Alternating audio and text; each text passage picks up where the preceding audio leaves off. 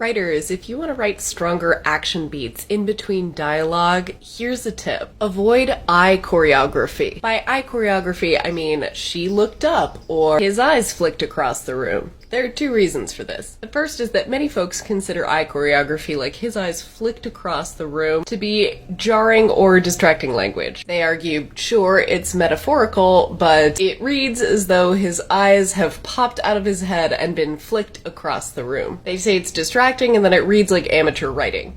Now, that use of eye choreography doesn't bother me as much as it bothers other folks, but his eyes flicked across the room, I would still suggest striking from your story, and here's why. Many line and copy editors consider eye choreography functionally cliche because they're commonly used phrases that don't actually transmit that much information. The act of looking is essentially a filler beat that tells us what the character is doing, often in order to attribute dialogue. If we use look to show the reader what the point of view character is currently observing, that's a filter word. If we use look to describe what a non-point of view character is currently perceiving, it doesn't actually give us that much information. Sometimes eye choreography can be used to great effect, like when the point of view character observes another character looking up or looking out the window, but his stare is completely vacant. That tells us new information about that character. But beware, because eye choreography is often overused when describing emotion. This is often the case when there's an emotion tell directly after describing eye choreography, like his eyes widened in surprise. Sure, you can say that. There's nothing really wrong with saying that, but is there a stronger way to convey that character's surprise? The character could startle in their seat, or drop their pen, or let out a little gasp. The name of the game is we want action beats in our scenes to be as vivid as possible. And if eye choreography isn't giving the reader any new information about the scene or about our characters, then it's probably filler, either rhythmically or for dialogue attribution, and we should consider cutting it and replacing it with something else. This was Tips from a Fiction Editor. Like and follow for more.